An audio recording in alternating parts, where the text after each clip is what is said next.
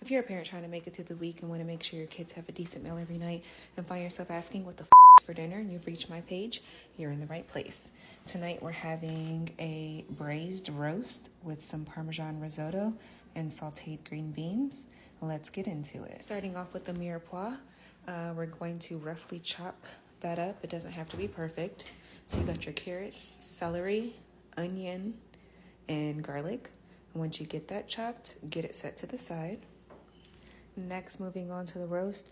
Yes, I gave mine a rinse. If you don't want to rinse yours, that's fine. But don't come in my comments talking about what meat needs to be washed and what meat needs to not be washed over here. Then you're going to get that salted and get a nice crusted sear, preferably in a Dutch oven, so that you can start it off on the stove and then just bake it in the same dish.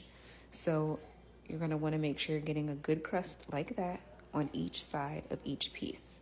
And I'm cooking this how short ribs would be cooked because, baby, I went to go get some short ribs. And for the little bit of meat that you get, I was going to end up spending, for my family of four, I don't know, $60, $70 on meat.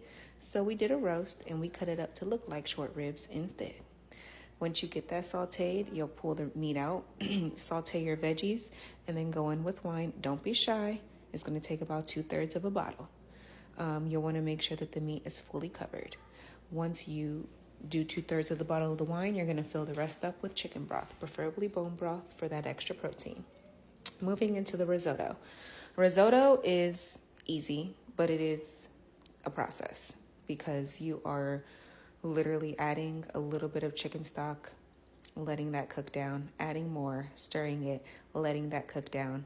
So once you've added your chopped shallots and garlic, you're going to do a splash of a dry white wine, and then that's when you'll start the chicken stock process.